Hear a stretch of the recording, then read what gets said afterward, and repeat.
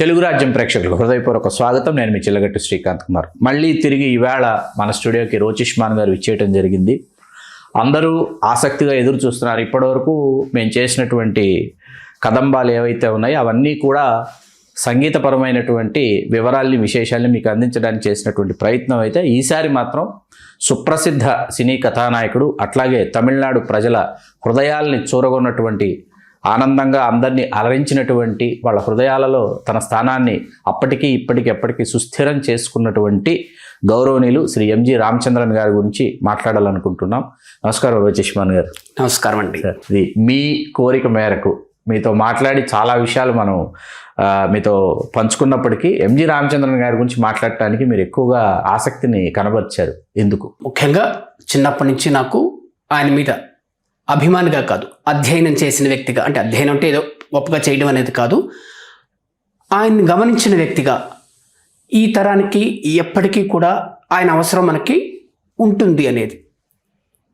మరొక కారణం, ఇటీవల మనం విన్నాము ఎంజిఆర్ గురించి ఏదో జరిగి మనకి, కాబట్టి ఆ విషయంలో వచ్చిన మనకి, నేను సోషల్ మీడియాలో రాస్తే నాకు మంచి రెస్పాన్స్ వచ్చింది, చదివాను నేను. అటు మినహాయిస్తే అందుకే నాకు ఆలోచన వచ్చింది ఎంజిఆర్ గారి గురించి. అంటే ఒకటి, మనం ఆయన తమిళవారు, మనం ఏదో ఎంజిఆర్ అనే పేరు విన్నాం, కానీ ఆయన గురించి ఏవైనా నాకు తెలిసిన ఆ ఈషన్ మాత్రం చెబితే ఎవరికైనా ప్రయోజనకరంగా ఉంటుందేమో అన్న ఆలోచన నాది. మనం ఎంజిఆర్ గారి గురించి ఎలా మొదలుపెట్టి ఏమేమి మాట్లాడుకోవాలి, ఆయన వ్యక్తిగా, సినిమా నటుడిగా, రాజకీయవేత్తగా, ఈ ప్రధాన అంశాలు చాలా చిన్న స్థాయి నుంచి, అంటే ఏ రోజుకి ఆ రోజు ఆహారం వెతుక్కునే ఒక కుటుంబం నుంచి వచ్చిన ఒక వ్యక్తి ఆయన.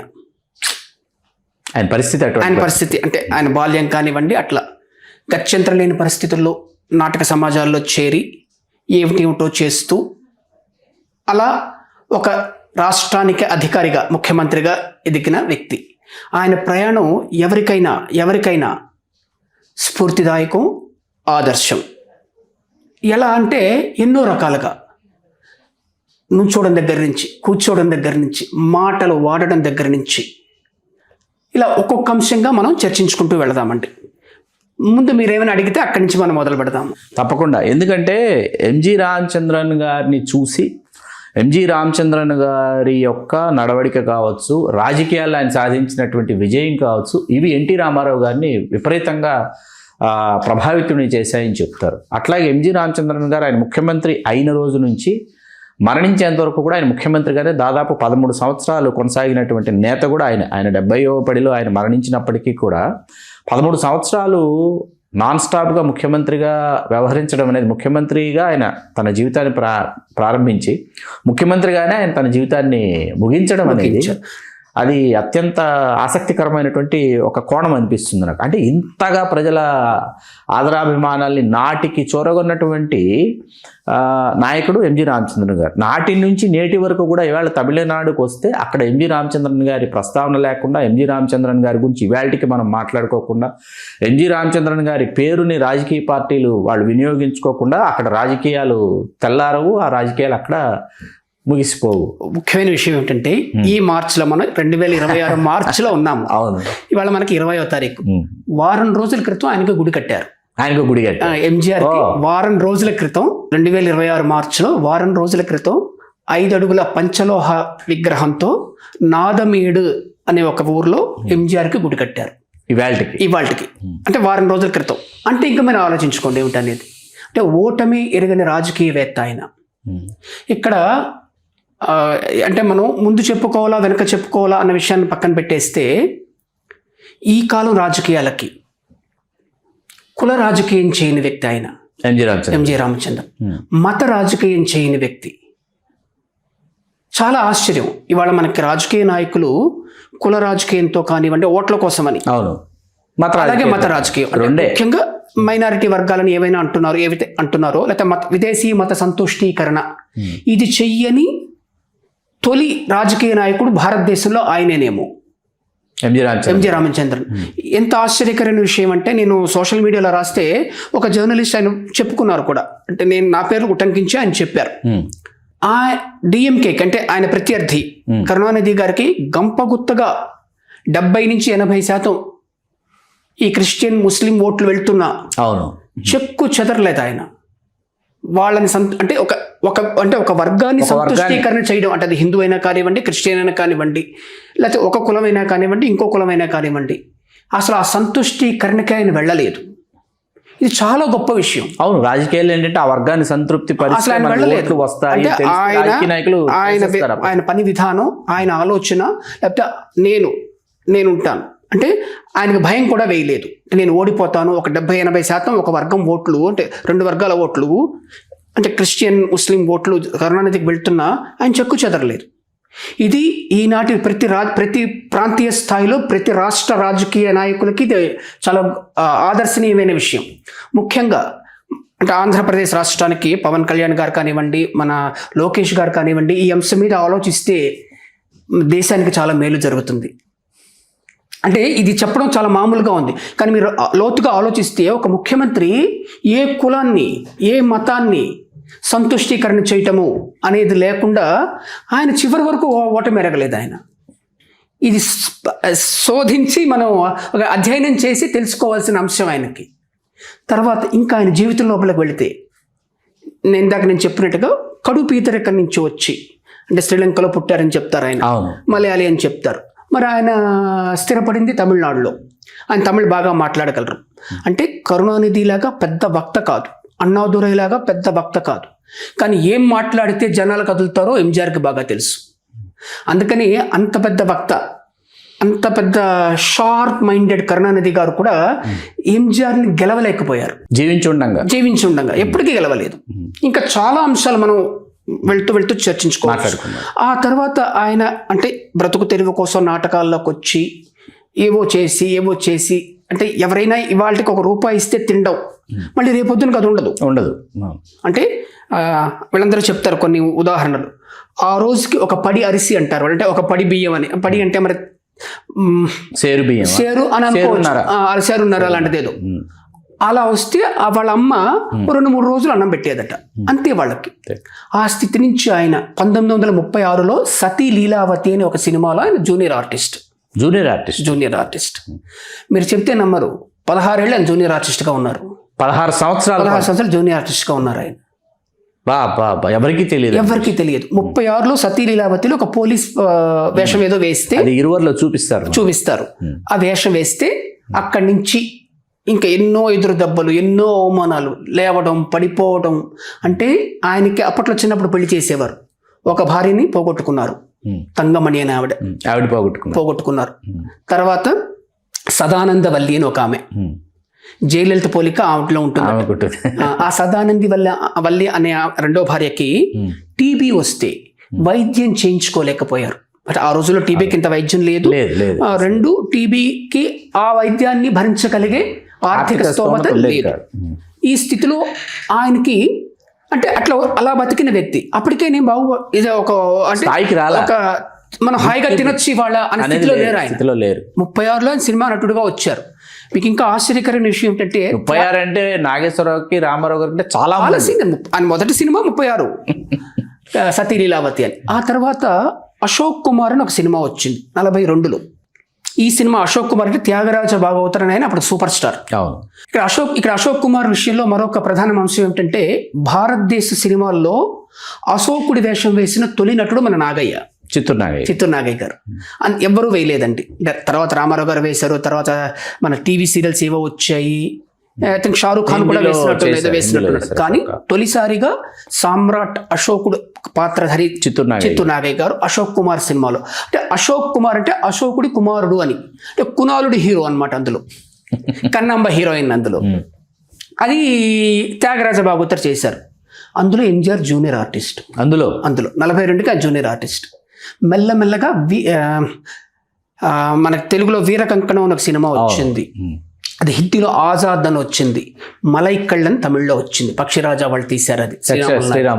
అందులో ఆయనకి స్టార్డమ్ వచ్చింది ఎంజీఆర్కి. అంటే 1954 అండి. 1954లో సూపర్ స్టార్ అయినది, అంటే స్టార్గా గుర్తింపు వచ్చింది ఆ మలైకళ్ళన్ సినిమాలో. అంటే ఎక్కడ 36 ఎక్కడ 54 అండి? అట్లా సంబంధం లేదు. ఈ మధ్యలో కొన్ని చెప్పుకోదగ్గ సినిమాలు వచ్చాయి, రాజకుమారి అని ఒకటి, ఇలాంటివేవో. కానీ వాటిల్లో అంటే స్టార్ అయినది ఆ మలై కళ్ళన్. ఇంకా అక్కడి నుంచి ఆయన ఎదురు తిరిగి చూసుకోలేదు. ఆ జీవితంలో ఆయనకు ఓటమే లేదు. అంటే మళ్ళా కూడా ఆయన ఏమైనా దెబ్బ తినలేదా? దెబ్బలు తింటూనే ఉన్నారు అసలు. అంటే ఒక జీవితం అనేది వడ్డించిన విస్తరి కాదు ఏ దశలోనూ అనడానికి ఆయన ఎంజీఆర్ ఒక ఉదాహరణ. ప్రతి సమస్య నుంచి ఎలా బయటికి రావాలి ఆయన షూట్ చేశారు. అవును, ఎంఆర్ రాధ అంటే మన నటి రాధిక చంపడానికి షూట్ చేస్తే ఆ బుల్లెట్ ఆయన గొంతులో దిగింది. అప్పటికి ఎంజీఆర్ ఒక పెద్ద వెల్లువ, మామూలు విషయం కాదు. విప్లవం అంటే అది. ఇక్కడ మరొక విషయం పురచిత తలైవర్ అంటే విప్లవ నాయకుడు. ఇక్కడ మరో గొప్ప విషయం ఏంటంటే మన తెలుగు వారి గొప్పతనం. అక్కడ ఆ బుల్లెట్ని తీసిన వారు తెలుగు డాక్టర్ చిట్టూరి సత్యనారాయణ గారు. మరోసారి చెప్తున్నాను ఆయన పేరు, ఎందుకంటే ఆయన మహోన్నతమైన వ్యక్తి. చిట్టూరి సత్యనారాయణ గారు. ఈయన గురించి మన తెలుగు వారికి ఎంతమంది తెలుసో తెలియదో నాకు తెలియదు, కానీ అసలు మనం చెప్పుకున్నామో లేదో తెలియదు. కానీ ఈఎన్టీ, ఇయర్ నోస్ థ్రోట్ అనేది భారతదేశంలో అమర్చింది ఆయన. అంటే ఆ ఫామ్ చేయడం అనేది అంటే ఆయనకు ముందు ఈఎన్టీలో పాఠాలు లేవు. ఆయనకు ముందు పాఠాలు లేవు. ఈఎన్టీ అనేది మెడ్రాస్ మెడికల్ కాలేజ్లో ఆ డిపార్ట్మెంట్ని ఆయన సృష్టించి ఆయన పాఠాలు చెప్పారు అందరికి. అంటే ఎంఎస్ సుబ్బలక్ష్మి, మన ఘంటసాల గారు, మన తొలి దశ గాయకులందరికీ ఆయనే గాత్రాన్ని సంరక్షించేవారు. రాజాజీకి ఆయన డాక్టరు. ఎంత గొప్పవారంటే చిట్టూరు సత్యనారాయణ గారు. అంటే కొంచెం నేను అవుట్ ఆఫ్ ద వేగా వెళ్తున్నానండి. ఆ తెలుగు గొప్పతనం చెప్పుకోవాలని ఆగలేదు, అందుకని చెప్తాను. తెలియాల్సిన విషయం. రాజాజీకి ఆయన designated doctor. Rajaji CM of Madras state. Rajaji అన్నారట ఆయనతో, నువ్వు నాకు డాక్టర్, నా పక్కన వచ్చి ఉండాలని. ఈయన అన్నారట, నాకు నీ అవసరం లేదు, నీకు నా అవసరం ఉంది, నువ్వే వచ్చి నా పక్కన ఉండు అని.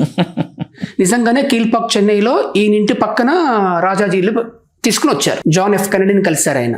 నా పుణ్యం బాగుండి నేను చిన్న కుర్రాడిగా ఉండేటప్పుడు చిట్టూరు సత్యనారాయణ గారిని కలిశాను 92 ఏళ్లలో. ఆయన 92 ఏళ్లలో, నాకు 22 ఏళ్ళప్పుడు. అంటే ఆయన ఎంతో గొప్పవారు. వైద్య పరికరాలను కనిపెట్టేవారు ఆయన.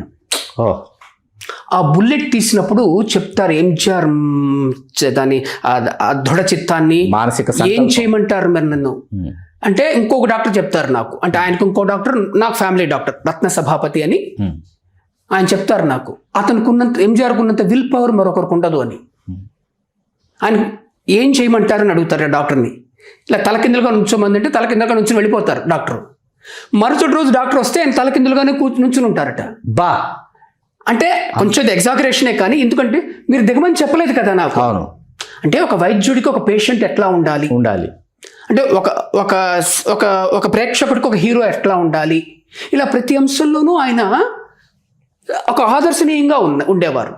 అట్లాగే సినిమాని వాడుకోవడం ఎంజీఆర్కి తెలిసినట్టుగా ప్రపంచంలో మరొక నటుడికి తెలుసో నేను అనుకోను. ఆయన కన్నా గొప్ప నటులు చాలామంది ఉన్నారు. మన రామారావు గారు, ఎస్వి రంగారావు గారు, నాగేశ్వరరావు గారు, ఇలా అటు శివాజీ గణేశన్ గారు, కన్నడలో రాజ్ కుమార్ గారు, ఇలాగ మనకి ఈ గొప్ప నటుల జాబితా చాలా పెద్దది. వీళ్ళందరిలోకి ఎంజీఆర్ అంత గొప్ప నటుడా? ఖచ్చితంగా కాదు. కానీ ఎంజీఆర్ కల్ట్ నటుడు, కల్ట్ యాక్టర్. అంటే ఆయన ఒక కల్ట్ని ఆయన ఫామ్ చేసుకున్నారు, ఆయన రూపొందించుకుని. అంటే అంతకుముందు ఆ కల్ట్ లేదు ఇండియాలో, అటువంటి కల్ట్ లేదు. మళ్ళీ మనకి కల్ట్ యాక్టర్ అంటే రజనీకాంత్, అదే కల్ట్. అంటే వేరే కల్ట్. అంటే కల్ట్ యాక్టర్ అంటే వాళ్ళు గొప్ప నటులు కాకపోవచ్చు, కానీ అతను కల్ట్ యాక్టర్. ప్రేక్షకులు వాళ్ళని ఆమోదిస్తారు. అంటే ఒక కల్ట్ చూసుకుని, అంతకుముందు అది లేదు, ఆ కల్ట్ లేదు. ముఖ్యంగా ఏరల్ ఫ్లిన్, EROLLFLYNN, ఇతను ఆస్ట్రేలియన్ అండ్ అమెరికన్ నటుడు. మీరు నెట్లో ఎవరైనా చూసుకోవచ్చు. ఏరల్ ఫ్లిన్ ఈ కత్తి పట్టడం ఆయన దగ్గర నుంచి నేర్చుకున్నాడు ఎంజీఆర్. మన టీవీలో మన పిచ్చి కోతలు చూసాం. కత్తి కాదు అంటే అసలు ఆ కత్తిని ఎట్లా పట్టుకోవాలి, అసలు ఆ జానపద హీరోగా, అంటే కత్తి హీరోగా ఎలా రావాలి, ట్రాన్స్ఫార్మ్ చేసుకోవాలి. అట్లాగా ఆ ఏరల్ ఫ్లిన్ ప్రభావంతో అసలు ఏరల్ ఫ్లిన్ ని తీసుకోవడమే ఎంజీఆర్ గొప్పతనం. దీన్ని మణిరత్నంగా చక్కగా పట్టుకుని సన్నివేశ రూపకల్పన చేశారు. ఎవరో కత్తిలా తిప్పి ఇలా నేల మీద ఆడిస్తే డైరెక్ట్ పైగా ఆయన చాలా చురుగ్గా ఉంటారు. చురుగ్గా బాడీ లాంగ్వేజ్ చాలా చాలా పాదరసలా కదులుతూ ఉంటారు.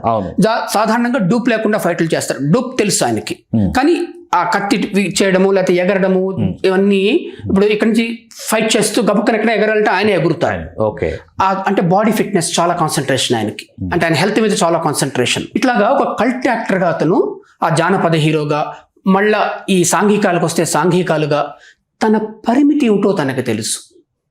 అది చాలా గొప్ప విషయం.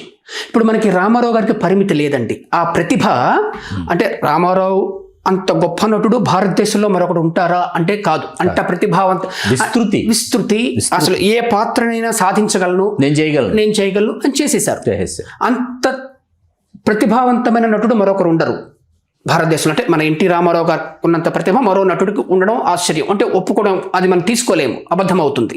ఇప్పుడు అంతకంటే ఎవరైనా బాగా చేశారా? దిలీప్ కుమార్ గారు చేశారు, లేకపోతే ఇంకెవరో చేస్తారు. కానీ ఒక ప్రతిభాపరంగా మన రామారావు గారు చాలా గొప్పవారు. అది మనం గట్టిగానే చెప్పుకుందామండి ఈ కార్యక్రమంలో, కానీ ఇక మీదైనా చెప్పుకుందాం, మనం చెప్పుకొని తీరాలి. అది అలా పక్కన పెడితే ఈయన ఏం చేశారు? ఆయన రామారావు గారిని చూశారు, శివాజీని చూశారు, అంటే శివాజీ గణేశన్ గారిని. వీళ్ళందరూ గొప్ప నటులు. తనకి ఏమిటి ఇప్పుడు, తన ముద్ర ఏమిటి? అక్కడ ఆయన గెలవగలిగారు. ఇది నేను. అట్లాగే ఆయన సినిమాల్లో సిగరెట్లకు పిలిచరు, తాగరు, తిట్టరు, ఒక క్యారెక్టర్ని తిట్టరు. అంటే తన ఎంజీఆర్ అనే ఒక కాన్సెప్ట్ని ఆయనగానే సినిమాలో నిరూపించుకున్నారు. అంటే ఆయన రూపొందించుకొని జనాలకి సమర్పించారు. ఇది మరొకరు చేయలేదు ప్రపంచంలో. ఏంటంటే మీకు ఒక కథాపాత్ర ఇస్తే ఆ పాత్రకి మనం ఎంత న్యాయం చేయగలము అన్న ఒక లక్ష్యంతోనే ఒక నటుడు నటిస్తాడు. ఈయన అట్లా కాదు, ప్రతి క్యారెక్టర్ ఎంజీఆర్ అనమాట. మీరు ఆఫీసర్ అయినా అక్కడ ఎంజీఆర్ కనిపిస్తాడు. అది కావాలనే ఆయన చేసుకున్నారు. అట్లాగే సినిమా మీడియం మీద, అంటే ఎడిటింగ్ మీద, డైరెక్షన్ మీద, మ్యూజిక్ డైరెక్ట్ చేశారు. ఆయన డైరెక్ట్ చేశారు. నాడోడి మననే చేశారు 55 లో. అని ఉలగం సుట్రవాలిబను నేను DVD తెచ్చుకొని చూసి అసలు how is it possible 70s లో ఈ సినిమా ఆయన ఎలా తీశారో చాలా ఆశ్చర్యపోయింది. ఇంకోటి ఏంటి, టెక్నికల్ గా ఏం చెప్తారంటే ఆ సినిమా గురించి, అతను షార్ట్ మేకింగ్ ముందు అనుకోలేదట. అవును, ఫారెన్ వెళ్ళిపోయారు, ఏది కనిపిస్తే అది షూట్ చేశారు. అసిస్టెంట్ డైరెక్టర్కి ఏం అర్థం కావట్లేదు, తర్వాత వచ్చి ఆయన సరి చేశారు. ఆయన మేధాది, అంటే ఆయనకి ఏదో ఉంటుందండి, అంటే ఆయనలో ఒక స్టడీ ఉంటుంది. ఇప్పుడు ఒక డైలాగ్ ఎలా పేలుతుందో ఆయనకి తెలుసట. ఏది జనసామాన్యులకు ఒక పాట ఏ ట్యూన్ కావాలి అంటే ప్రతిదీ ఆయన ఆధ్వర్యంలోనే ఉంటుంది. మీరు ఏ స్క్రిప్ట్ రాసినా ఆయన ప్రూవ్ చేయాలి. పైగా ఆయనకంటే ఒక మామూలుగా అగ్రిమెంట్ రాసుకుంటారు కదా, అది రాసిన ఒక అడ్వకేట్ నాకు చెప్పారు, ఈ సినిమాలో ఏ షాట్నైనా, ఏ డైలాగ్నైనా, ఏ పాటనైనా, ఏ దృశ్యాన్నైనా, ఏ పాత్రనైనా, ఏ పాత్ర షాట్నైనా ఎప్పుడైనా నేను మార్చగలిగే సర్వ హక్కులు నావే అని రాసుకుంటారట ఆయన అగ్రిమెంట్లో. దానికి తగ్గట్టుగానే ఉంటారు.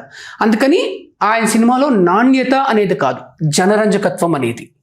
ఆయన సినిమా మూలంగా ఇప్పుడు మనం ప్రమోట్ చేసుకోవడం అంటారే, ఆయన ముందు నుంచే చేసుకున్నారు. అంటే కేవలం జనసామాన్యం కోసం నా సినిమాకి ఎవరు వస్తారు, వాళ్ళని రంజింపచేస్తాను నేను. ఆ రంజింప చేయడంలో మంచే చెప్తాను. అంటే ఈ నెగటివ్ షేడ్స్ ఉన్న క్యారెక్టర్లు అని చేరు, ఏదో ఒకటి చేశారని చెప్తారు. ఆ సినిమా దొరకట్లేదు ఎవరికి, అంటే సిగరెట్ షాట్ ఏదో ఉందని. అప్పట్లో ఆయనకి సినిమా మీద పట్టు లేదు.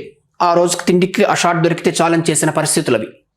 మీరు ఆలోచించండి, త్యాగరాజు బాగుతర్ లాంటి వారికి జూనియర్ ఆర్టిస్ట్గా చేసిన వ్యక్తో, లేకపోతే ఒక ముసలి పాత్ర చేసిన వ్యక్తో తర్వాత రోజుల్లో హీరోగా రాణించడం అనేది దాదాపుగా అసాధ్యం. వింతల్లోకెల్లా వింత. అంటే ఇవన్నీ ఏమిటంటే ఆయన దెబ్బలు తిని సాధించారు. అంటే ఏది జీవితంలో, ఇప్పుడు మనకి రామారావు గారికి మొదటి 2 సినిమాల్లో స్టార్డమ్ అయిపోయింది. ఇమ్మీడియట్ 49 ఆయన వచ్చారు, 51 పాతాళ భైరవి మళ్ళీ వెళ్ళిపోయారు. ఇంకా తిరిగి చూసుకోక్కర్లేదు. మన దేవదాస్ వచ్చేటప్పుడు నాగేశ్వరరావు గారికి తిరుగు లేకుండా పోయింది. అట్లాగే ఎవరికైనా 1, 2, 3 సినిమాలు ఉంటాయి, కానీ 4వ సినిమాకల్లా వాళ్ళు వచ్చేస్తారు. కానీ ఒక దశాబ్దం పైగా 36లో వస్తే ఆయనకి 54లో కానీ స్టార్డమ్ రాలేదు. అంటే అంత ఓపికగా ఎదురు చూడటం, అంటే గత్యంతరం లేదు, వేరే దీనికి వెళ్ళలేదు, తెలియలేదు. కానీ ఆ లోపలే ఆయనకి చాలా ఆలోచనలు ఉండేవి. ఈ సినిమా అంటే ఏమిటి, డైరెక్షన్ అంటే ఏమిటి, సంగీతం అంటే ఏమిటి, ట్యూన్ అంటే ఏమిటి. ఆయన కొన్ని విశ్వనాథన్ గారు, కేవి మహాదేవన్ గారితో కూర్చుంటారట. ఇలా ట్యూన్ చేస్తే వెళ్ళదు, కొన్ని ఇప్పుడు విశ్వనాథన్ గారు చాలా మేధావి ఆయన మేధోపరంగా ట్యూన్లు చేస్తే, విశ్వనాథన్ నా పాట ఎవరు వింటారని నువ్వు అనుకుంటున్నావు? పార్కులోకి వస్తే 100 మంది కూర్చుని వింటారు, నువ్వు ఇలా ఆర్కెస్ట్రేషన్ చేస్తే ఎవరు వినరు, ఇలా అనేవారట ఆయన. దానికి తగినట్టు మార్చుకోవాలి. అంతనే ఆయన నాసిరకంగా చేయలేదు. చాలా విలువైన ట్యూన్స్ ఆయన ఎన్నుకున్నారు, చాలా విలువైన సాహిత్యాన్ని ఎన్నుకున్నారు. అంటే ఒక వ్యక్తికి ఎంత అధ్యయనం ఉంటుంది అనేది, ఆయన స్టార్ అయిపోయిన తర్వాత అసలు ఆయన ఏం చేసినా చెల్లుతుంది అనే రోజులు వచ్చినప్పుడు కూడా ప్రతిదీ ఆయన పట్టించుకునేవారు. మనకి తెలుగులో ఒక పాట ఉంది, రేపంటి రూపం కంటి, ఇది ముందు ఆయన చేశారు, పాల్వన్నం పర్వం కండు అని. ఆ పాట ట్యూన్ చేసిన తర్వాత ఇది నాకు సంబంధించిన పాటగా లేదే అన్నారట. లేదండి చేద్దామని విశ్వనాథన్ గారు ఈయన అంటున్నారు, ఎవరు పాడతారు పాటని? మామూలుగా ఆయనకి టిఎం సౌందరరాజన్ పాడాలి, అది కమర్షియల్ రిక్వైర్మెంట్, అది స్థిరపడిపోయింది. ఎలాగైతే రామారావు నాగేశ్వరరావుకి ఘంటసాలో, ఎంజిఆర్ శివాజీకి టిఎం సౌందరరాజన్. ఈ పాట నేను పిబి శ్రీనివాస్ చేత పాడిస్తాను. ఆయనకి భృగుటి ముడి, అదేంటది నాకు టిఎం సౌందరరాజన్ పాడాలి కదా, ఈ పాట ఆయన పాడితే బాగుండదు. ఎంజిఆర్ ఒక 10 నిమిషాలు ఉండి సరే చేసేయి. విశ్వనాథన్ ఆశ్చర్యం, అంటే ఇలా ఒప్పుకున్నారు ఈయన అని. చేసేసారు, పాట అయిపోయింది. అంటే ఆ పాట ఆయన మార్క్ పాట కాదు, ఎంజిఆర్ పాట కాదు, చాలా క్లాస్గా ఉండేది. కానీ అప్పటికే ఆయన ఒక ఫ్రేమ్కి వచ్చేసారు, ఇలా నేను చేయబోతున్నానని, నువ్వు పిబి శ్రీనివాస్ చేత పాడించేసేయని. సినిమా మీద చూస్తే అంతర్జాతీయ నటుడు నటించినట్టుగా ఉంటుంది ఆ పాట. అసలు ఆయన మేనరిజమ్స్ మొత్తం ఉన్న పడాన్ని వదిలేసుకున్నారు, మార్చుకొని చేశారు, వదిలేసుకున్నారు. అసలు ఎక్కడ ఎంజిఆర్ కనిపించరు. అంటే ఆయన కన్సూపు, ఆయన ఇలా మామూలుగా ఇలా అంటుంటారు, ఆయన మార్క్ అది. అలాంటివన్నీ వదిలేసి ఒక క్లాస్ ఇంటర్నేషనల్ హీరో ఎలా చేస్తాడో అలా చేశారు.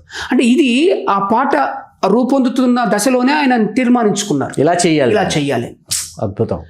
అంటే ఆయనకి అసలు ఆ మీడియా, అసలు ఇంకొకటి నాకు ఒక పుస్తకంలో రాశారు పిబి శ్రీనివాస్ గారు, నాకు వ్యక్తిగతంగానూ చెప్పారు ఆయన. అది 60s ఆ మధ్యకాలంలో, అంటే అందరూ పీక్లో ఉన్న టైం అది. అంటే మనకి ఘంటసాల, అటు ఎంజిఆర్, శివాజీ, నాగేశ్వరరావు, టిఎం సౌందర్, ఎవరికి పడితే వాళ్ళు అందరూ పీక్ ప్లేస్ అది మనకి. ఈయన పిబి శ్రీనివాస్ గారు ఆయన రికార్డింగ్ ముగించుకుని వస్తుంటే వాహినిలో ఎంజిఆర్ కూర్చున్నారట ఆ ఫ్లోర్ ముందేదో. సీను ఇలా రండి అని కూర్చొని 1 గంట సేపు మాట్లాడిన తర్వాత, ఇది చాలా అరుదైన విషయం ఇప్పుడు నేను చెబుతున్నది, ఆ సీను నాకు దేవదాసులకు ఒక సినిమా నటించాలని ఉంది. ఈయనకి అర్థం కావట్లేదు, నన్ను ఎందుకు అడుగుతున్నారు ఈయన అని.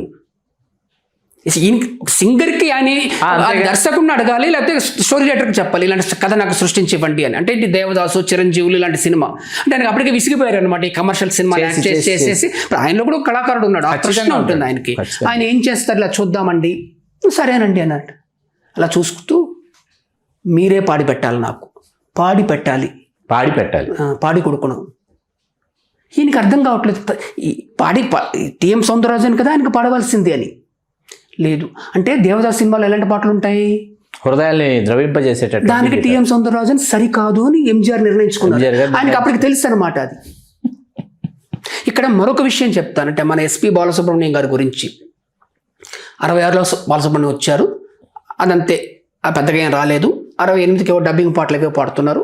ఒక ఎంజిఆర్ సినిమా ఉన్ విజయం ఎన్ వాల్యూమ్ సంధిత్తాల్ అనేదో పాటకి డబ్బింగ్ వెర్షను ఎంఎస్ రెడ్డి గారి సినిమా చేస్తుంటే ఈ నెల్లూరు కుర్రాడని బాలసుబ్రహ్మణ్యం చేత పాడించారు డబ్బింగ్ పాటని, తమిళ్ని. అదే తన పాటని షూటింగ్లో ఉన్న ఎంజిఆర్ చూశారు, రికార్డింగ్ థియేటర్లో వస్తుంటే.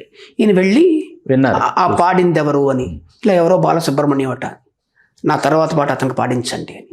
ఇలా చూడండి, ఆ టాలెంట్ ఫైండింగ్ అనేది ఇక్కడ ఇంకో అద్భుతమైన విషయం. అంటే ఆయన ఎంత ఉన్నతమైన వ్యక్తో చెప్పడానికి ఈ ఉదంతం ఉంటుంది. నాకు తెలిసింది చెప్పించాలని నేను అనుకుంటున్నాను. మనకి బాలసుబ్రహ్మణ్యం గారికి అసలు ఎంజిఆర్కి పాడడం అంటే అది అయిపోయింది, అక్కడి నుంచి స్టెప్పింగ్ స్టోన్. మనకి ఇవన్నీ రిహార్సల్స్ అన్ని అయిపోయినాయి. రికార్డింగ్ రోజున బాలసుబ్రహ్మణ్యం గారికి జ్వరం వచ్చింది. ఈయన పాట తీసుకుని జైపూర్ వెళ్ళాలి, మొత్తం స్కెడ్యూల్ ప్లాన్ చేసేసుకున్నారు.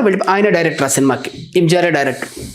జానపద చిత్రం అడిమే చెప్పండి, కొండవీటి సింహం అని తెలుగులో కూడా డబ్ అయింది. రామారావు కొండవీటి సింహానికి ముందు, అంటే 68, 69. బాగుంటుంది సినిమా, బాగుంటుంది, చూశాను అది. అది అయిన తర్వాత కుదరలేదు. ఈయన అడిగారట, ఏమిటి అబ్బాయికి జ్వరం వచ్చిందని. రేపు చూసుకోవచ్చు. లేదు, రెండు రోజులు 3 రోజులు కుదరట్లేదు, టైఫాయిడ్ అని తేలింది. ఇంకా అందరూ నిర్ణయించారు, అంటే షూటింగ్ అదే అయిపోయింది, నిర్ణయం అయిపోయింది కాబట్టి స్కెడ్యూల్ మీరు చేసుకుని వెళ్ళిపోండి. లేదు, ఆపేద్దాం అని షూటింగ్ మొత్తం ఆపేశారు. ఎవరికి అర్థం కావట్లేదు. ఏమిటంటే ఒక షూటింగ్ స్కెడ్యూల్ ఫిక్స్ చేసుకుని రాజస్థాన్కి టికెట్లన్నీ బుక్ చేసుకుని మొత్తం ఆపేసి 3 నెలలు పట్టింది. 3 నెలలు లేదా 2 నెలలు. ఆ అబ్బాయి ఎప్పుడు వస్తే అప్పుడే పాడించండి అని. అర్థం కాలేదు. సరే బాలసుబ్రహ్మణ్యం వెళ్ళి ఇంకా ఆయనకి మాట్లాడలేదు, పాడించేశారు, అయిపోయింది, వచ్చింది, ఆ పాట హిట్ అయిపోయింది, సినిమా హిట్ అయిపోయింది, అంతా అయిపోయింది. ఒకసారి బాలసుబ్రహ్మణ్యం గారు అడిగారట, అలా నా కోసం మీరు ఎందుకు 2 నెలలు 3 నెలలు ఎదురు వెయిట్ చేశారు, అంటే నా కోసం ఎందుకు మీరు షూటింగ్ ఆపేశారు? ఎందుకంటే బాలసుబ్రహ్మణ్యం గారు ఏమీ కాదు అప్పుడు. ఇక్కడ మనం మన ప్రేక్షకులందరూ కూడా గుర్తించాలి, ఒక మనిషి ఎలా ప్రవర్తిస్తారు, అంటే ఒక సూపర్ స్టార్ ఎలా ఉంటారు అనేది. ఎంజీఆర్ చెప్పిన మాటలు ఇప్పుడు నాకు తలుచుకుంటే కూడా కన్నీళ్ళు వస్తున్నాయి నాకు. బాబు, నువ్వు నాకు పాడుతావు అని మానసికంగా నువ్వు సిద్ధమైపోయావు. నువ్వు అందరికీ చెప్పుకొని ఉంటావు, అంటే నీ మిత్రులకి, నీ తల్లిదండ్రులకి, వాళ్ళకి నేను ఎంజీఆర్గా పాడుతున్నానని. ఇప్పుడు నీకు జ్వరం వచ్చిన సంగతి ఎవరికీ తెలియదు. ఆ పాట నేను ఇంకెవరి చేతైనా పాడించుకుని ఉండొచ్చు, టీఎం సౌందరరాజన్ పాడించుకుని ఉండొచ్చు, జేసుదాస్ గారికి అప్పటికి వచ్చేసారు, ఆయనకు పాడించుకుండొచ్చు. అప్పటికి ట్రాక్ సిస్టమ్ లేదు, నా పని నేను చేసుకుని వెళ్ళిపోయి ఉండొచ్చు. కానీ నీ లైఫ్ ఏమవుతుంది, నీ ఆలోచన ఇది దెబ్బతింటుంది, నీకు ఒక ఆత్మన్యూనత భావం వస్తుంది. కాబట్టి నీకోసం నేను 2 నెలలు వేచి ఉన్నాను అని. ఇలా ఒక నటుడు ఉండగలడా, ఒక కళాకారుడు ఉండగలడా? Highly impossible. That is MGR. ఆయన కాలు మీద కాలు వేసుకుని కూర్చునేవారు కాదు అని అంటారు ఎంజీఆర్. ఆయనకి నిజమే. ఎందుకంటే ఆయన ముఖ్యమంత్రి అయినప్పుడు కూడా ప్రతి సినిమా ఆయన చూసేవారు. మామూలుగా సినిమాలు చూసేవారు. అంటే ముఖ్యమంత్రి అయిన తర్వాత సినిమాలో నటిద్దామన్న ప్రణాళిక ముందు సిద్ధం చేసుకుంది ఎంజీఆర్. తర్వాత రామారావు గారు దాన్ని ఆచరణలోకి తీసుకొచ్చారు. వాలి అని ఒక కవి ఉంటారు, ఆయనకి స్క్రిప్ట్ అది కూడా రెడీ చేసుకుంటే చివరి క్షణాల్లో ఏదో ఎవరో వద్దన్నారని వెళ్ళలేదు. ఆ సినిమాకి ఇళయరాజా మ్యూజిక్. ఆ సినిమాకి అంటే 77 ఆ ప్రాంతంలో ఆయనకి సీఎం అయిపోయారు. సరే, అలా పక్కన పెడితే ప్రతి సినిమా ఆయన చూపిస్తారు. ఏ డైరెక్టర్ చేసినా, ఏ ప్రొడ్యూసర్ చేసినా చూపిస్తారు. ఒకసారి సత్యరాజ్ అని ఒక నటుడు, ఆయన చెప్పాడు, సినిమా స్టార్ట్ అయిపోయింది, సత్యరాజ్ చూస్తాడు, ఈ విరామం సమయంలో, అంటే ఇంటర్వెల్ సమయంలో లైట్ అయ్యగానే గబక్కని ఎంజీఆర్ ఇలా తీసేసుకున్నాడు. సత్యరాజ్కి ఏం అర్థం కాలేదట. తర్వాత ఆయన వెళ్ళి అడిగితే ఇంకొకరు చూస్తున్నప్పుడు ఎంజీఆర్ కాలు మీద కాలేసుకుని కూర్చోరట. చీకట్లో కాబట్టి కాలు మీద కాలేసుకుని కూర్చున్నారు. ఎప్పుడైతే లైట్ వచ్చిందో పక్కన ఉన్న వాళ్ళు ఉంటారు, సత్యరాజ్ కానీ మరొకరు కానీ వీళ్ళు కానీ, వాళ్ళు చూస్తారని చూసుకోలేదు. ఆయనకి బాడీ లాంగ్వేజ్ చాలా బాగుంటుంది ఎంజీఆర్కి. ఎప్పుడు దూకుడుగా ఉండదు. నేను నీకన్నా గొప్పవాడిని అనేది ఏ వ్యక్తికి ఆయన తెలియచేయరు. ఒక చర్చల్లో కానివ్వండి, ఒక దాన్ని ఏమంటారు, ఒక సంభాషణలో కానివ్వండి, ఎప్పుడు ఒక అడుగు తగ్గే ఉండేవారట. అత్యున్నతమైన లక్షణం ఇది. ఆయనకు అన్నీ తెలుసు. మనకే తెలిస్తే ఆయనకు తెలియవా? కానీ ఇప్పుడు మీరు మాట్లాడుతున్నారు అనుకోండి, ఓహో ఇది కెమెరానా, ఇది ఏమవుతుందండి, మీరు చెప్తున్నది తప్పు అని తెలిసినా, ఒప్పు అని తెలిసినా ఆయన ఒక అడుగు వెనకే, అంటే నాకన్నా నీకు ఎక్కువ తెలుసు అని మీకు తెలియజేస్తూనే ఆయన మాట్లాడతారు. ఇది నాకు ఆయనతో పనిచేసిన సెక్రటరీస్ కూడా చెప్పారు. నాకు మన ఈ కార్యక్రమంకి వచ్చే ముందు కూడా ఆ సెక్రటరీకి నేను ఫోన్ చేసి వచ్చాను. అంటే వాళ్ళు లోపల ఉంటారు, ఆయన అంటే గవర్నమెంట్ సెక్రటరీస్, సీఎం గా ఉండేవాళ్ళు. అసలు తెలియదు, అసలు అంటే వాళ్ళు ఎవరికి తెలియదు, కానీ మొత్తం నిర్ణయాధికారాలన్నీ వాళ్ళవే, నిర్ణయ విధానం అంతా వాళ్ళదే. ఇట్లాగా ఆయన ప్రతిదీ ఆలోచించి నలుగురిని కలిసి చర్చించి కానీ ఏ పని చేసేవారు కాదట. ఆయన ఒక్కటే ఎవరిని కనుక్కోకుండా చేసిన పని ఏంటది? స్కూల్ పిల్లలకి మధ్యాహ్న భోజన పథకం ఆయన ప్రవేశపెట్టి ఆయన సీఎం అయిపోయారు. పైగా మన విధానసభలో రూపాయికి పడిపోయాం కూడా ఆయనే కదా. అది అన్నాదురై చేశారు. ఈయన ఏం చేశారు, అన్ని అడిగే చేస్తారట. నేను ఇలాగా మనకి మీటింగ్లకు వెళ్తున్నాను, లేకపోతే ఈ మన దాన్ని ఏమంటారు, ఈ జనరల్ దీనికోసం ప్రజావేదిక మీద మాట్లాడుతున్నాను, ఇవి మాట్లాడుతున్నాను, సరేనా? వీళ్ళందరూ చెప్తారు ఇవన్నీ ఓకే అండి అని. అయిన తర్వాత ఒక్కరోజు చెప్తూ గబుక్కని చెప్పేశారు, మధ్యాహ్న భోజన పథకాన్ని ప్రవేశపెడుతున్నాను నేను. వీళ్ళు నెత్తి పట్టుకున్నారు, చీఫ్ సెక్రటరీ వాళ్ళు. How is it possible? Next time assembly మన మంత్రాంగం దాన్ని ఏమంటారు, మన సచివాలయంలో జరుగుతున్నప్పుడు ఏం చేయాలి, నేను నోరు జారేశాను, లేకపోతే నేను చెప్పేశాను, ఇప్పుడు ఎలాగా, ఇది నేను వెనక్కి వెళ్ళను, ఇది అమలు జరిగే తీరాలి. వీళ్ళు వీళ్ళు అది దుస్సాధ్యం అండి, కుదరదు అంటే 2 రోజుల తర్వాత చెప్పారట ఈ పద్ధతిలో చేద్దామా అని. అమ్మా, అప్పుడు వీళ్ళకి ఎస్ హీస్ జీనియస్ అని అప్పుడు తెలిసింది వాళ్ళకి. అంటే దానికి ఏదో ఒక మార్గాంతరాన్ని వెతికి వేరెక్కడి నుంచో ఆ నిధుల్ని సమకూర్చుకునే ఒక విధానాన్ని ఆయన రూపకల్పన చూసి ఇది చేద్దాము, కాబట్టి ఈ ప్రణాళికని మాత్రం, ఈ పథకాన్ని మనం ఆపొద్దు అని. ఇట్లాగా ఆయనకి ప్రతి చోట ప్రతి విషయంలోనూ, అట్లాగే ఆయనకి సాహితీవేత్తలంటే చాలా ఇష్టం. ఆయన గట్టిగానే చెప్పుకున్నారు, నా విజయానికి 4 కోళ్ళు అయితే ఒక కోడు కవి పట్టుకోటై కళ్యాణ సుందరం అని. ఆయన కవి అనమాట. ఆయన పాటల వల్లే ఎంజిఆర్ స్టార్ అయ్యారు అనమాట. అంటే హీరోగా, అంటే మామూలుగా ఈ జనసామాన్యానికి చొచ్చుకుపోయగలిగారు. అది చేరువయ్యే తొలినాళ్లలో ఆ తర్వాత స్టార్ అయినటువంటి తర్వాత కూడా మీ కరుణానిధిగా సంభాషణలు అందించిన సినిమాలు ఉన్నాయి కదా, చాలా ఉన్నాయి. వాళ్ళిద్దరికి చేశారు. వీళ్ళందరూ సినిమాల్లోనే వచ్చారు. సినిమాల నుంటే కరుణానిధి, అన్నాదురై, కన్నదాసన్, ఎంజిఆర్ వీళ్ళందరూ నాటకాల నుంచి, అంటే నాటకము రాజకీయము వాళ్ళందరికీ అందులోనే ఉన్నారు వాళ్ళు. అంటే చాలా మందికి తెలియంది ఏమిటంటే తొలి దశలో ఎంజిఆర్ కాంగ్రెస్ సానుభూతిపరుడు కాదు, కాంగ్రెస్ సభ్యుడు. తర్వాత అన్నాదురై వచ్చాక అన్నాదురైతో ప్రభావితమై ఈయన అన్నాదురైకి వచ్చారు. అంటే కాంగ్రెస్ ని మొత్తం తుడిచిపెట్టగలిగే స్థితికి తెచ్చిన వాళ్ళల్లో ఎంజిఆర్ ప్రధానమైన కారణం, పాత్ర పోషించారు. అంటే అన్నాదురై ముఖ్యమంత్రి అభ్యర్థి అయినా, నాయకుడైనా, కరుణానిధి ఆయనకి కుడిభుజమై అన్ని చేయగలిగిన ఎంజిఆర్ అన్న ఒక కారణము ప్రధానమైన భూమిక పోషించింది. అంటే కాంగ్రెస్ని తమిళనాడు నుంచి తుడిచిపెట్టగలిగే ఒక శక్తిగా ఎంజిఆర్ ఉండగలిగారు. ఆయన అన్నాదురై పోయాక కూడా కరుణానిధికి మనకి చేదోడు వాడుగా ఉన్నారు. తర్వాత వాళ్ళిద్దరికి ఏదో అంటే బహిష్కరించబడ్డారు కరుణానిధి చేత. ఎంజిఆర్ డిఎంకే నుంచి బహిష్కరించబడ్డారు. అక్కడి నుంచి మళ్ళీ ఆయన, అంటే ఆయనకి ఇంకా రేపు లేదు, అంటే తెల్లవారు, అంటే ఉదయం లేదు, నాకు ఇంతకాలం పనిచేసిన డిఎంకే నుంచి నేను తరిమేయబడ్డాను, లేకపోతే బహిష్కరించబడ్డాను. ఆయనకి అసలు ఇంకేమీ లేదు, ఏం చేయాలో తెలియదు. ఆయన సినిమాలను ఆడనివ్వట్లేదు. అంటే ఇవాళ అనుకుంటున్న ఈ రాజకీయ శక్తులను అడ్డుకుంటున్నాయి, ఈ రాజకీయ శక్తులు అడ్డుకుంటున్నాయని మనం చెప్తాం. అవే రాజకీయ శక్తులు ఎంజిఆర్ని అడ్డుకున్నాయి. ఆయన స్టార్ అయ్యాక ఆయన సినిమాను ఆడనివ్వలేదు, సినిమాకి హాళ్ళు ఇవ్వలేదు. ఆయనకి ఎప్పుడూ ఆయన చలించలేదు, అలా వస్తూనే ఉన్నారు. మళ్ళీ అదే ఎంజిఆర్ని, ఆయన అదే కరుణానిధిని తొలగించగలిగారు. ఏమీ చేయలేకపోయారు.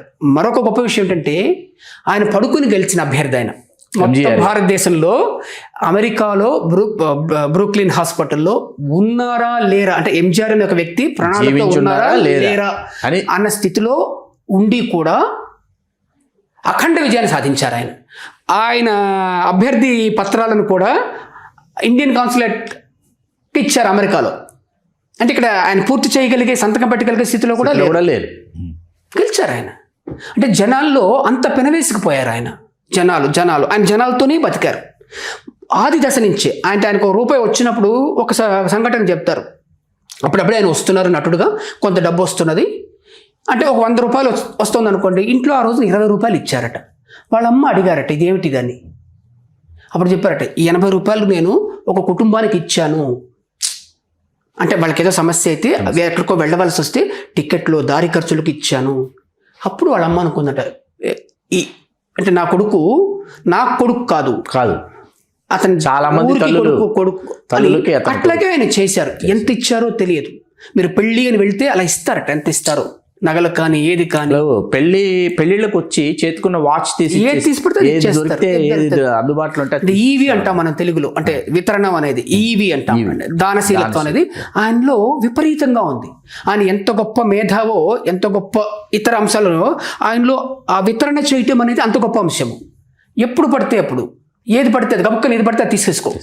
ఎక్కడ అంటే ఆయన సీఎం అయ్యి వెళ్తుంటే ఒక పెద్ద ఇది చెప్తారు. ఒక పండు ముసలావిడ పల్లెటూరు నుంచి వచ్చి అలా తిరుగుతోందట. ఆమెని ఈయన దగ్గరికి రానివ్వటం లేదు. ఈయన గమనించారు.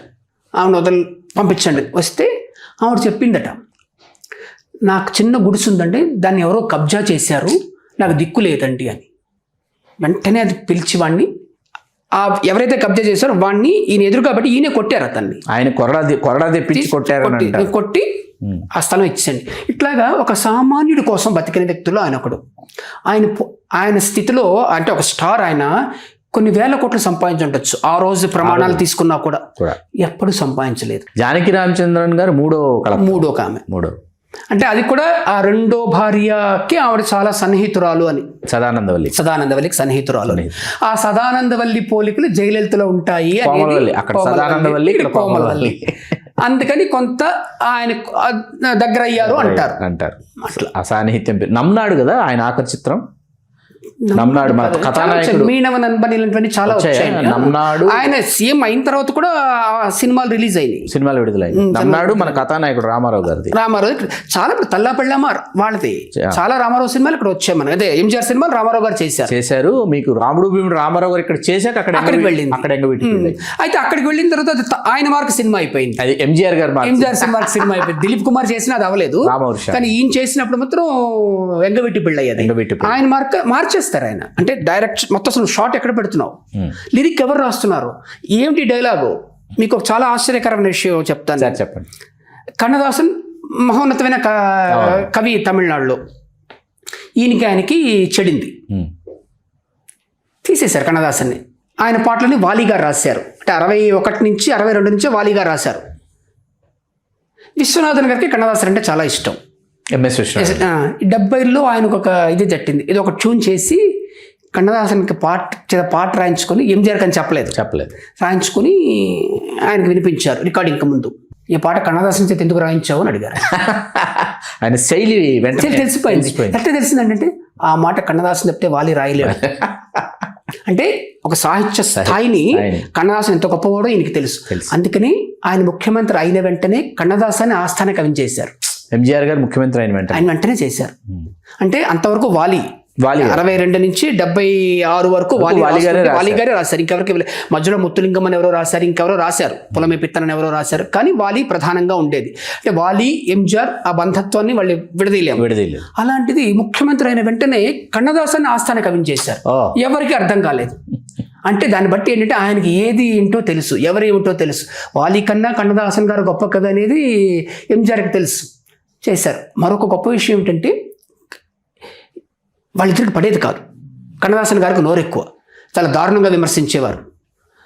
సినిమాల్లో ఉన్నప్పుడే ఆర్థిక సమస్యలతో బాధపడుతున్నప్పుడు, అప్పుల బాధతో బాధపడుతున్నప్పుడు కన్నదాసన్ ఈయనే పిలిచి ఎంజీఆర్ పిలిచి ఎన్ని లక్షల అప్పులు ఉన్నాయి నీకు అని చెప్తే అన్నప్పుడు ఈయనే తీర్చారు. ఎంజీఆర్ తీర్చారు. అంటే ఏ మనిషికి ఏం కావాలి, ఎవరికి ఏం కావాలి, మీకు ఈ సమస్య ఉందా, వాళ్ళకి ఆ సమస్య ఉందా అన్నీ పట్టించుకునేవారు. అందుకనే ఇవాళకి మీరు ఆలోచించండి, ఆయన పోయింది 87లో, ఇప్పుడు 2026 మార్చిలో 10 రోజుల క్రితం ఒక గుడి కట్టారు. అంటే ఏమిటి? చెన్నైకి పక్కన తిరునిండ్ర ఊరు ఒక ఊరు ఉంది, సుమారు 40 సంవత్సరాలు. ఇప్పుడు గుడి కట్టారు. అంటే ఒక సామాన్య ప్రజానీకం ఎంత లబ్ధి పొంది ఉంటే ఆ మాట చేస్తారు, ఆ గౌరవం చేస్తారు. ఇప్పుడు ఆయన లేరు. ఆయన్ని విమర్శించి రాజకీయాలు జరగవు. ఆయన ఉన్నప్పుడు కానీ ఆయన పోయినప్పుడు ఆయన కూడా ఎవరిని విమర్శించలేదు. కరుణానిధి గారిని శ్రీయుతుడు కరుణానిధి గారు అనేవారు. ఆయన మనల్ని కూడా ఇప్పుడు మనలాంటి చిన్నవాళ్ళని వెళ్ళినా కూడా ఎరా అబ్బాయి అనరు ఆయన. ఇప్పుడు మన వయసులో ఆయన 70 ఏళ్ళ వారు ఆయన, మనలాంటి వాళ్ళు వెళ్తే ఏరా అబ్బాయి అని అన్నట్టుగా చరిత్ర లేదండి. చెప్పండి ఏం బాబు చెప్పండి, మర్యాద, మేనస్ అంటామే మనం, మేనస్. ఆ మేనస్ ఆయనకి ఎంత ఉండేదోట. షార్ట్లో కానీ బయట కానీ, అంటే పాలిటిక్స్లో కానీ రాజకీయాల్లో మనం ఎన్నో నిర్ణయాలు తీసుకోవాల్సి వస్తుంది. అంటే ఆయన అడ్మినిస్ట్రేషన్ కేపబిలిటీస్ చాలా గ్రేట్ అండి. ఆయన MBA కాదు, లేకపోతే ఇంకేదో కాదు, అంతర్జాతీయ అధ్యయనం లేదు ఆయనకి. కానీ ఆయన నిర్వహించే విధానం కొన్ని ఈ సామాన్య ప్రజానీకానికి వ్యతిరేకంగా కొన్ని ప్రభుత్వ నిర్ణయాలు ఉంటాయండి, తప్పు. వాటిని కూడా ఆయన సమర్థవంతంగా చేశారు. చేసి జనాల నుంచి ఏ వైరుధ్యాన్ని ఆయన లేకుండా చూసుకున్నారు.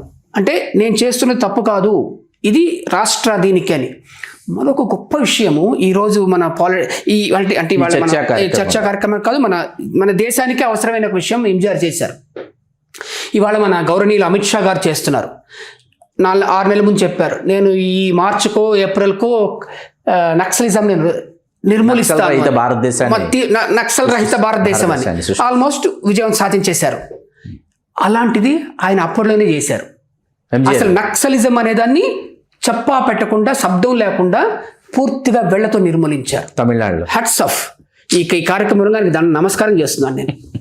తేవారం అని ఒక ఐపీఎస్ ఆఫీసర్, అంటే 76, 77, 78, 80 ప్రాంతాల్లో నక్సలిజం అనేది తమిళనాడులోనూ వచ్చింది. ఆ పొడసోపింది అంటారే వేళ్ళు, అంటే చిగుళ్ళు లేసింది. ఒకటే చెప్పారు, అది ఉండకూడదు మన రాష్ట్రంలో అని. అద్భుతం. అసలు మీరు ఆలోచించండి, నక్సలిజం లేని స్టేట్ అది, వచ్చేసింది, అక్కడ ఉంది, అక్కడ అడవుల్లో ఉన్నారు. ప్రస్తావన ఎప్పుడు అక్కడ ఏంటి, పైగా తమిళనాడులో చెప్పుకోదగ్గ అటవీ ప్రాంతం ఉంది, అక్కడికి వచ్చేసారు కూడా. అంటే మన ఆంధ్ర ప్రాంతాల్లో ఉన్నప్పుడు అక్కడికి వచ్చారు. కానీ తేవరం పిలిచి చెప్పారు అసలు నక్సలిజం అనేది రాష్ట్రంలో ఉండకూడదు అని. అట్లాగే కమ్యూనిస్టుల్ని ఎవరిని ఒక మాట అనరు. ఇప్పుడు మన కమ్యూనిస్టులు ఎవరిని పడితే వాళ్ళు విమర్శిస్తూ ఉంటారు. సరే, వీళ్ళు కమ్యూనిస్టులు విమర్శిస్తూ ప్రతి విమర్శ చేస్తారు కదా. కానీ ఆయన ఎప్పుడు కమ్యూనిజం గురించి ఏ మాట మాట్లాడలేదు. కమ్యూనిజంకి దిక్కు లేకుండా చేశారు. ఇందిరాగాంధీని ఏమీ అనేవారు కాదు ఆయన. ఆయన ప్రభుత్వాన్ని ఆవిడ డిస్మిస్ చేసింది ఒక దశలో 80లో. కానీ అమ్మయారు అంటే అమ్మగారు మళ్ళీ ఆయనే గెలిచారు. ఆవిడకి అర్థం కాలేదట, ఇతను ఏమి నన్ను తిట్టడు, విమర్శించాడు, పోనీ నా కాలు పెడదామంటే చోటివ్వడు. అంటే ఏంటి, మిమ్మల్ని కొట్టడు, తిట్టడు, కూర్చొనివ్వడు, నుంచోనివ్వరు. అంటే ఆయన ఏం కావాలో ఆయనకి తెలుసండి. అందుకని ఆ సాధించే విషయంలో అనవసరమైన పనులు చేయరు ఆయన. ఇప్పుడు ఇందిరాగాంధీని ఎందుకు విమర్శించాలి, వద్దు. ఈయనకేం కావాలి, ఆవిడ లోపలికి రాకూడదు, అయిపోయింది, రానివ్వలేదు. అంటే ఆవిడ ఉన్నంతవరకు కాంగ్రెస్కి తమిళనాడులో అసలు అవకాశం లేకుండా చేశారు. అలాగే కమ్యూనిస్టులు అసలు దగ్గరకు రానికుండా చేయకపోవడం అయితే చాలా గొప్ప విషయం అండి.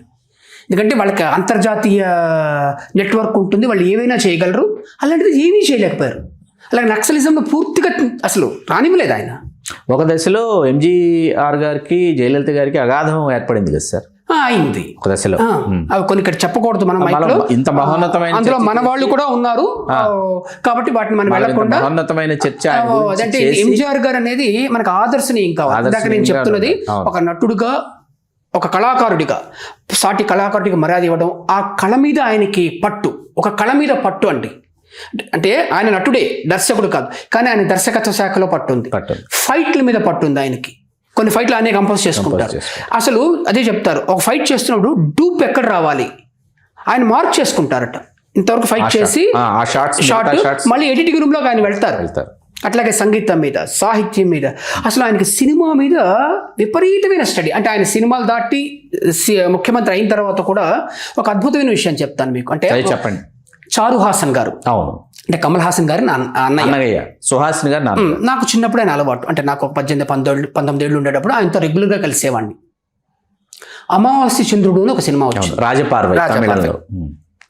ఆ సినిమా షూట్ చేసిన తర్వాత ఏ సినిమా అయినా ఇందాక నేను చెప్పినట్టుగా ఎంజీఆర్ చూపించవలసిందే.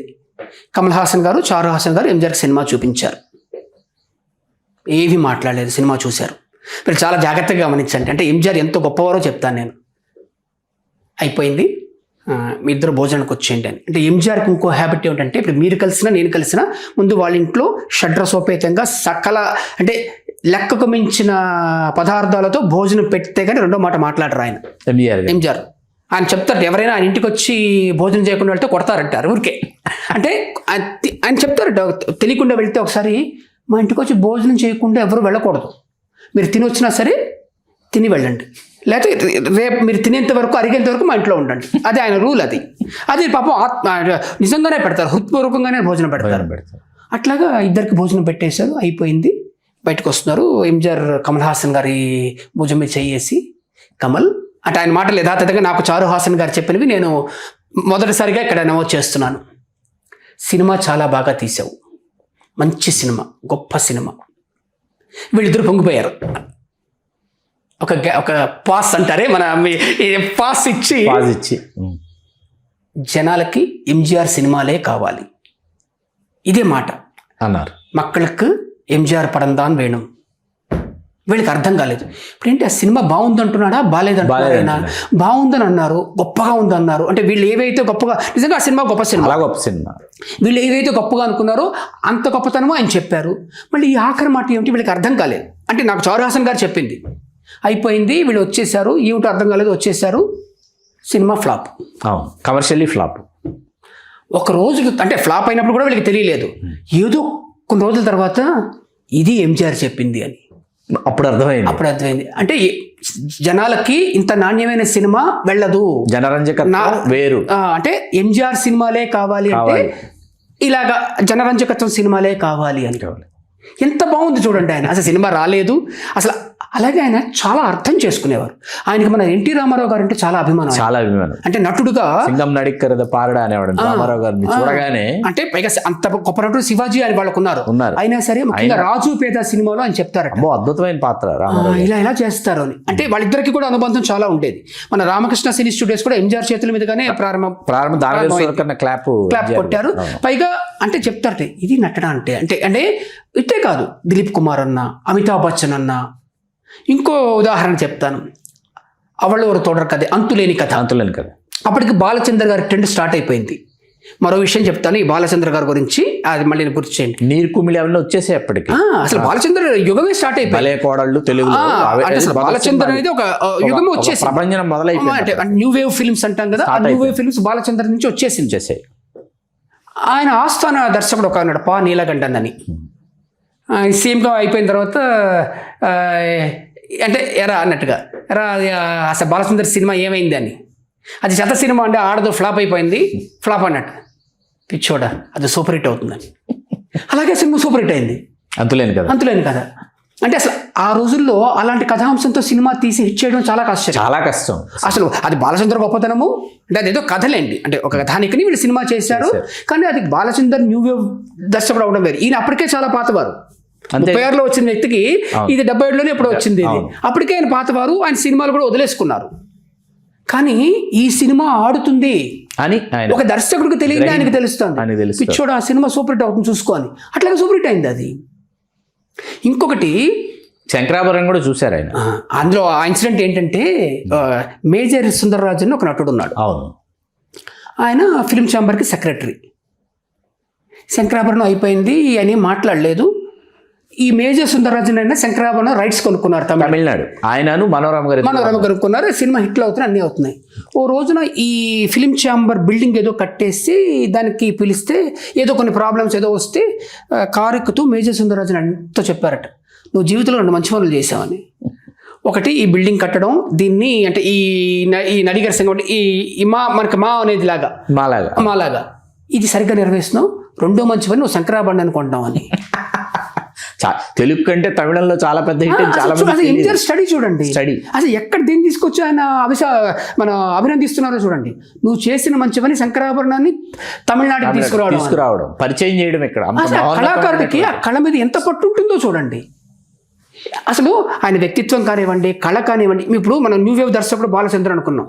బాలచంద్రని తీసుకొచ్చింది ఆయన. చాలా మందికి తెలియదు. అవును, బాలచంద్ర గారు ఏజీ ఆఫీస్లో అకౌంటెంట్గా ఉండేవారు. నాటకాలు రాస్తూ తీసుకొచ్చి స్క్రిప్ట్ రైట్ చేయించారు. ఇంతకంటే గొప్ప విషయం కూడా చెప్తాను. అంటే ఆయన ఎంత గొప్ప నటుడు అనేది, అంటే గొప్ప కళాకారుడు అనేది, మహేంద్రన్ ఒక డైరెక్టర్ ఉన్నాడు. మన తెరీలో కూడా యాక్ట్ చేశాడు లాస్ట్ ఫిల్మ్. తర్వాత ఆయన చాలా గొప్ప దర్శకుడు. ఇంకా మహేంద్రన్ గొప్పతనం గురించి చెప్పాలంటే ఇప్పుడు కొంచెం పక్కకు వెళ్తున్నాను, ప్రేక్షకులు క్షమించాలి.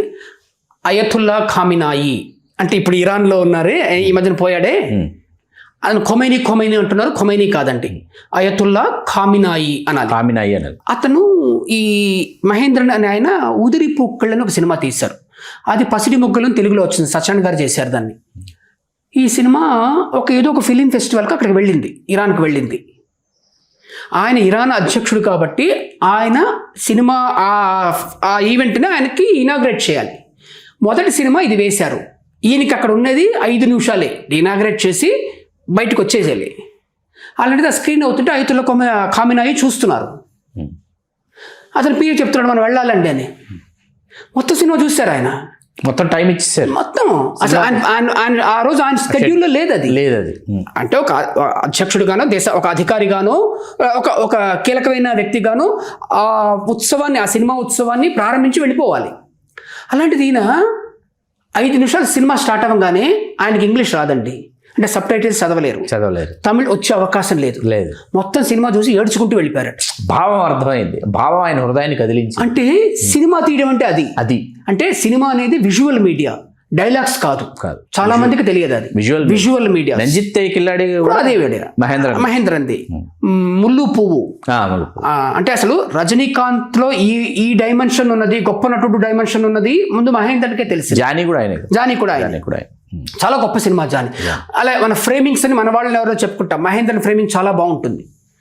జానీ పాటలు చూస్తే పిచ్చెక్కిపోతుంది మనకి అసలు. ఇంతే అసలు ఆ టోన్ ఎలా తీసుకున్నారు. ఇళయరాజా అసలు రజనీకాంత్ గారు మీసకట్టు మీసకట్టు గ్లాసెస్ అసలు పాటలో షార్ట్ లో చెట్టు కింద రజనీకాంత్ చెప్పి షార్ట్ చేస్తారు. ఇదంతా మనకి సీనరీ కనిపిస్తుంటుంది. అద్భుతం అలా అసలు మంచి అలాంటి వారిని ఐడెంటిఫై చేసింది ఎంజీఆర్.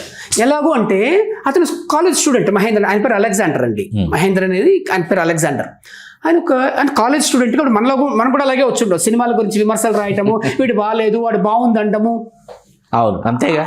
అలా ఒక రోజు ఆయన ఏం చేశారు, ఒక ఏదో సినిమాకి 100 రోజుల ఫంక్షన్కి ఎంజీఆర్ స్టేజ్ మీద ఉన్నారు. ఇతను కాలేజ్ కుర్రాడు మహేంద్రన్. ఆ సినిమా మీద రివ్యూ ఇచ్చాడు అతను మైక్లో.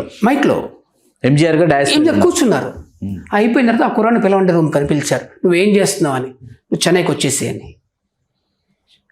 అంటే మహేంద్రనికే తెలియదు తన దర్శకుడని అవుతాడని తెలియదు, అతనికే తెలియదు. పిలిచి ఎంజీఆర్ గారు చెన్నై కూర్చోబెట్టి డబ్బులు ఇచ్చి రూమ్ లో ఉండి ఏదో ఒక కథ చెప్పి దీని స్క్రీన్ ప్లే తీసుకురా ఇట్లా తీసుకొచ్చి ఆయన రచయితం చేశారు.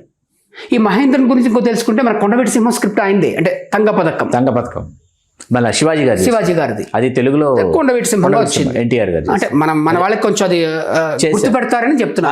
అర్థమైంది. అట్లాగా అంత గొప్ప మహేంద్రన్ని నోటీస్ చేయగలిగింది ఆయన. బాలసుబ్రహ్మణ్యం గారిని నోటీస్ చేయగలిగారు ఆయన.